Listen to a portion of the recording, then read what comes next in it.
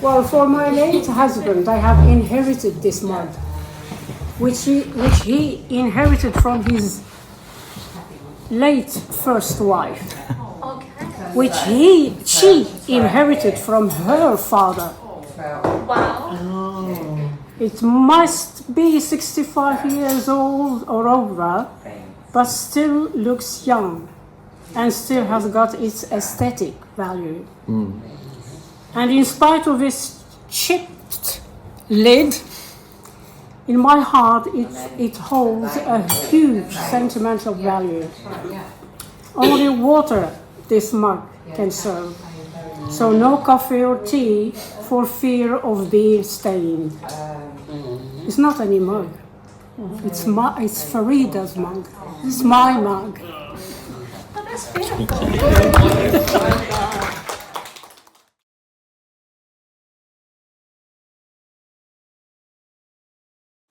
My mother was always quite ill, and after the war, we sort of carried on normal life as much as possible. Because as children, you don't realise exactly what your parents having to go through. Everything rationed, you couldn't buy this, you couldn't buy that, and you couldn't buy that. And maybe one egg a week for each person, orange for each person, and it'd be like that, And so we used to go into this shop where they used to sell all these broken biscuits as well. You could buy a little packet of broken biscuits. Do you remember them? Yeah, it's the same in Italy. Yeah, you could get them out of Woolworths. Yeah. And we had quite close to a little friend. But then my mother started getting quite ill. This was after the war. Then I had a little sister, and sisters and a brother younger than myself. And she had a baby, but 18, well, I think, a few of the times she'd come home from the shops. Mum, where's the baby? Oh, I don't know where I've left the baby. So we'd have to go and look around the shops where the baby was sitting outside, and she'd be looking there happy, smiling away at everybody. It happened several times before we realised that my mother actually was quite ill, because during that I missed a little bit out. We moved from East Acton over to Watford, a place called Carpenter's Park, and went to school. I started off at school there, and one day we're going up to the station to go to school, and one of my sisters said to me, she was a bit scatty then, she's a bit scatty still, and she said, Mummy said I've got to behave today because she doesn't feel very well. So I said, oh, okay. I was 13 at this time. I said, oh, okay. You must look after the others now, then we must make sure they get on the train, get to school where we were going. Okay, they went. I went home, couldn't find my mum, and there she was in an outside toilet, unconscious, and she'd had fits, and actually started having fits and things after that. So she was very, very ill, went downhill very well, very quickly. And so I never went back to school. Nobody ever came to find me to find out why I'd not gone back to school. And after that, well, my mum died after a year, and with melanoma and leukemia. So I was left looking after the others as best I could, and I don't know for this day how I fed them or what food. I know I was shopping, doing everything because they were at school. My dad was never there because he had other happiness going on somewhere else. So that really was the end of my childhood. But I'd like to show you a picture of my mum. This was taken while she was on when she was in a convalescence.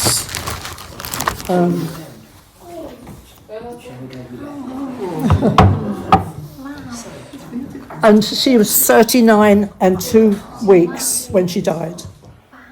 39 and 2 weeks.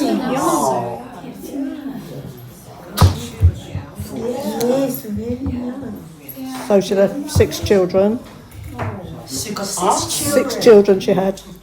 And you looked after 5 of them? I looked after the 4 of them because my older sister was at work, so we never saw her. And she was at the age where she was 4 years older than me. And she was at the age where she was, looking for boyfriends and going out with this boy and that boy, going dancing.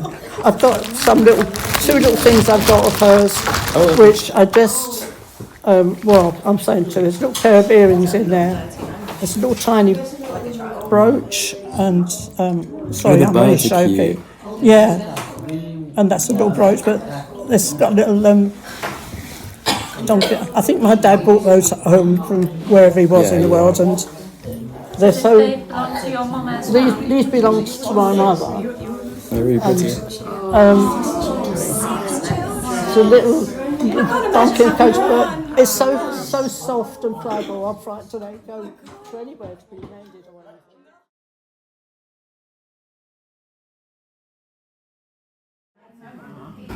The poem is called A Mother's Love is a Haven in the Storms of Life. A mother's love is like an island in life's ocean vast and wide, a peaceful quiet shelter from the restless rising tide. A mother's love is like a fortress, and we seek protection there, when the waves of tribulation seem to drown us in despair. A mother's love is a sanctuary, where our souls can find sweet rest, from the struggle and tension of life's fast and futile quest. A mother's love is like a tower, rising far above the crowd, and her smile is like sunshine breaking through a threatening cloud. A mother's love is like a beacon, burning bright with faith and prayer, and through the changing scenes of life, we can find a haven there. And that belonged to your mum? Yeah. And she gave it to you? My mum died 2 weeks ago. So that's the memory that you have about her. Yeah.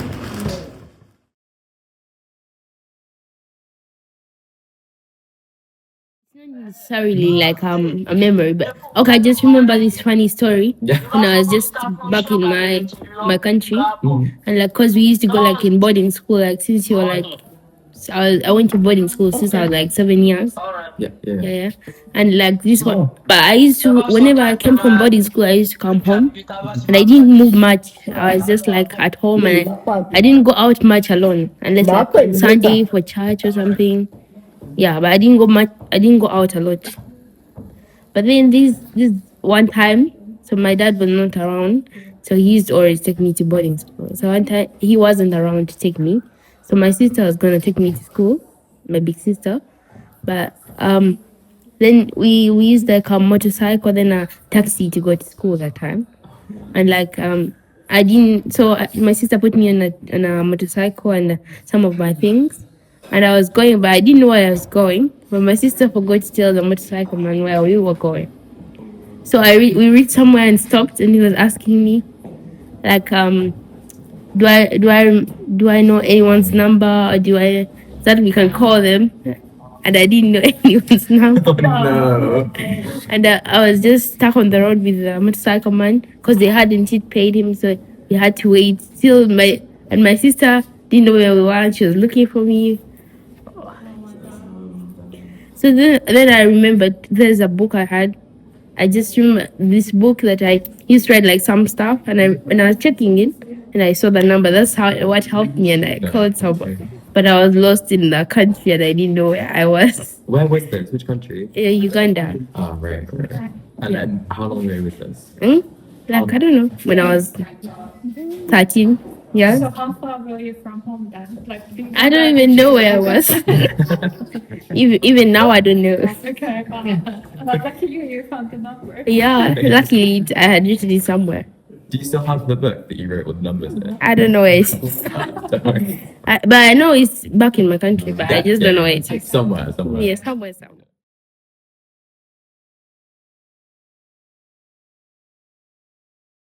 I went to Cardiff for a day out and met some friends at Cardiff. And we went to Cardiff Castle and saw all the people that was served to, when it was in Wales, they got taken away to Ireland because there's something I know that's happened and it wasn't very nice. That's how I know about the cup. Right. So this one is broken. What was it that happened in Uganda?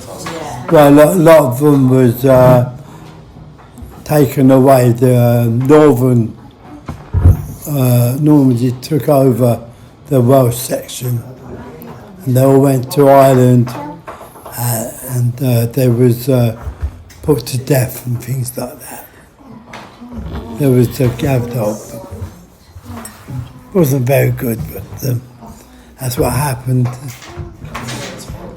Yeah, it's happened. Yeah, I've got books inside that tells you what happened to the Welsh, how they do their tools to make something and things like that.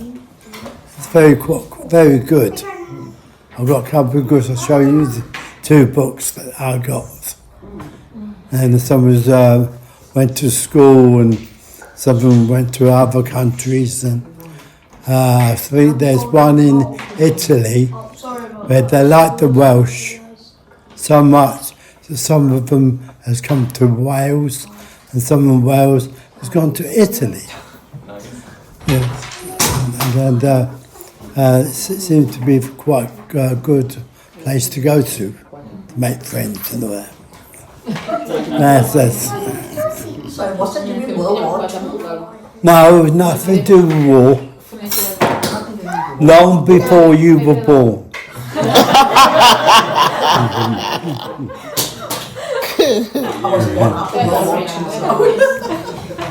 Yeah, that's it. That's I know. When was that? Long time ago, dear. Yeah, I wasn't born either, so it's what happened now and again. You get people coming to over England to get war and all that, like say a king against another king who don't like one another, so they have war against one another. So would you say you're very proud of your Welsh heritage? Would you say you're very proud of your Welsh heritage? Oh, I am very much so. I can tell by the shirt. I'm very much so. I love Wales so much. I kiss the ground when they go there. That's good. So you see he's got 2 cups on the table Yes. now. Yeah. He chipped that somebody chipped that cup. So Maureen bought him a replacement one. Yes. So Yes. happy about that. Yes, that's right, yes. Yeah, Maureen, where did you get it not from? the exact same. Yeah. Is it one. not? Completely different. Well, it looks similar, but it's different. It's got Welsh, right? I got it from Wales. I ordered it from Wales. The other one has just got like a dragon on it. Yeah. So that's got Welsh words on it and well, a word. I've got a couple of books indoors about Welsh in the olden days. I go over and come and get it and you see what happens in their time. Okay. It might take 10 minutes or so.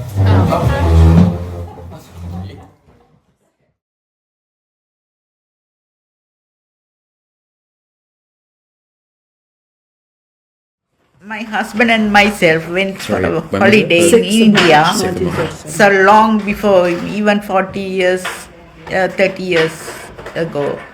And I like to know stuff, 24. but he doesn't like. 1 month and 3 days. So I asked him, he don't want, because it's not nice. It's like a olden days fashion and all.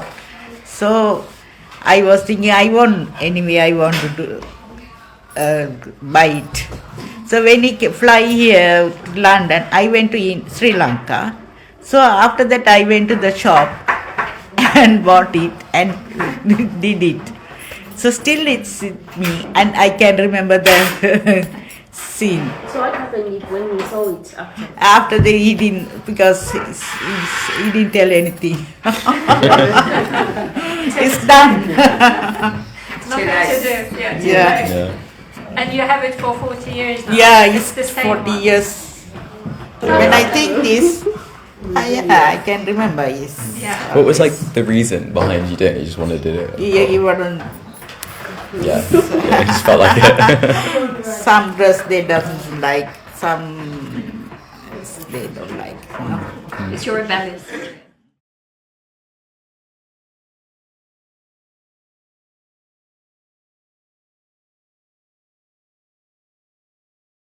Last memory I had of my daughter, she had cancer in 2015, and she died. Went to out for Mother's Day, and then a couple of weeks after that, she ended up in the hospital, in the hospice, and she died. Oh, so. Yeah, that's a memory I had of my daughter last time. That's her daughter. No. How old was she when she died?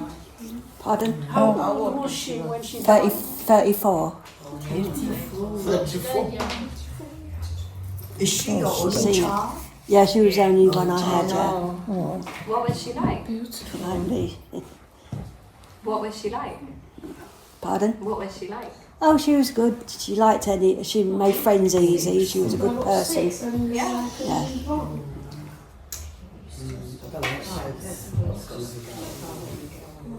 So how long ago was it?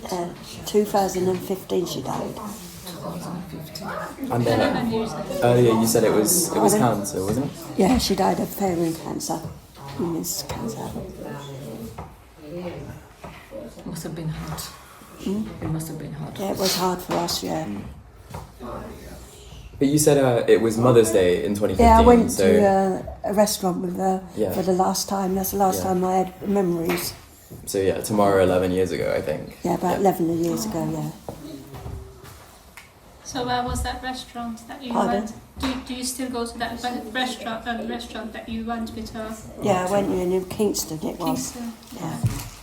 Yeah. Thank you. Well, thanks for sharing.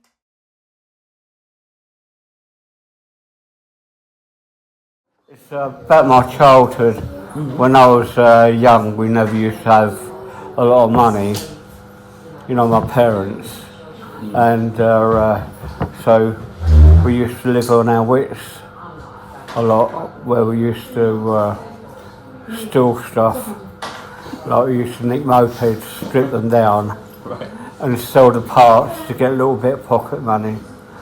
And because it was just soon after the war, there was a lot of bombed out houses, and we used to go into the houses, take the wiring out, burn the outside off, and get the copper from the wires, and go up in the roofs and get the lead tanks, and sell the lead. And we also used to get up on roofs, and so I was a little bit of a rogue. Yeah. But Who taught you that then? Who taught you that? Was it your parents? No, it was just because we never had anything at all, really. I mean, the only shoes I used to wear was when we used to go to chapel. But any other time, because the school was just across the road, I didn't wear any shoes because we used to keep them for Sundays. And at Christmas time, as I got older, I had a job in the Wavy Line grocers just round the corner from me, and to get stuff for Christmas, I used to climb over the wall at the back of the grocery and get into their storehouse, and I used to come away with big tins of oak ham and other things for Christmas dinner. But my parents, they used to save up all year to get us Christmas presents. We never went without at all. Oh. Although we never had very little money, and we had clothes on our back, etc., etc. But we had a good time.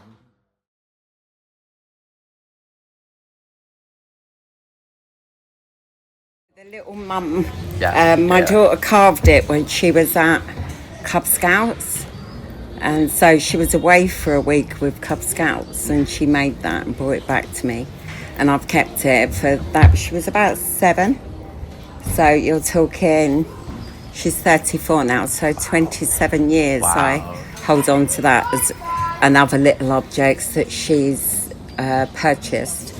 with sentimental emotions to it. Do you, I guess you're really proud of being a mum then? Yeah. Is it like probably one of the things you're most proud of? Or? Yeah, I am. It's just, as everybody, we take different paths in our lives.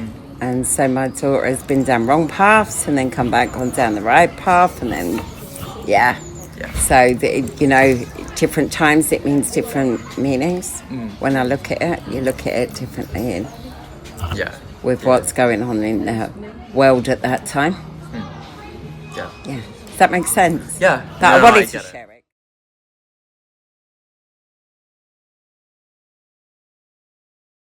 Officer for the last emperor of China.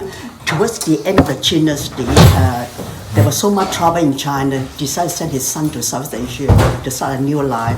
That's how my grandfather and his wife landed up in Malaysia. Wow. It's terrible, isn't it? From a very privileged family to a refugees.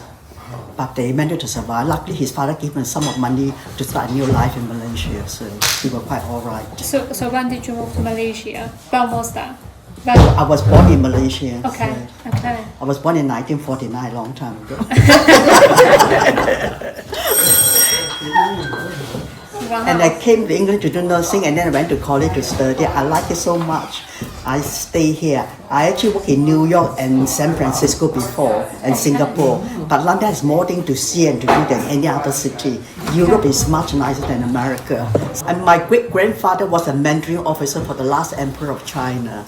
Wow. So we were always reminded we have to be well behaved because we came from a privileged family. So your great grandfather, I'm trying to think how many generations ago that is. Like when was that?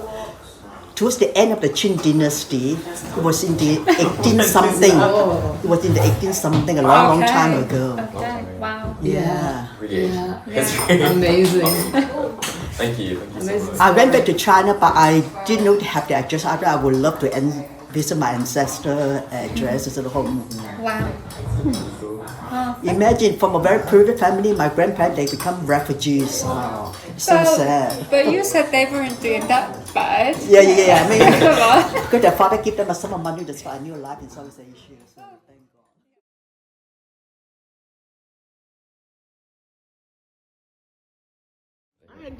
God. I just want to let people know that whatever you know and you like, do it. Whatever you feel your spirit wants, do it. Now this dress I'm having, I'm a testimony myself, and I can always remember this at all times. I mean, if you look at the picture over there, full of memories, you see that lady holding that. I love colorful things. Here in London, it's black. All the time, black. I said, wow. Why do you people like black all the time? But to me, I feel colorful. This dress was given to me as a present. They know I love them. And they, for your birthday, have this. And I took it back home to my tailor. Yes, mommy. Oh, that's all right. And they made me this beautiful style. I didn't choose it myself, but when I wear each time I wear it, I feel good.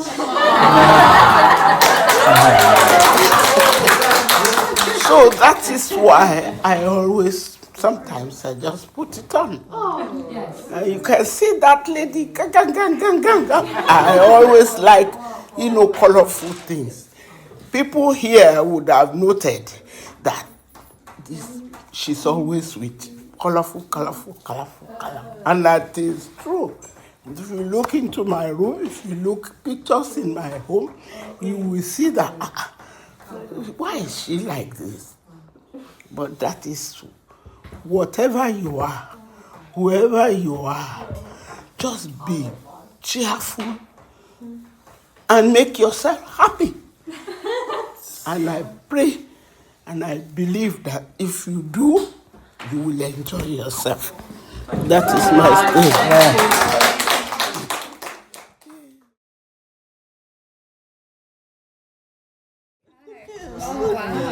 Can't find it at the moment, but if we have it next time, I'll bring it over.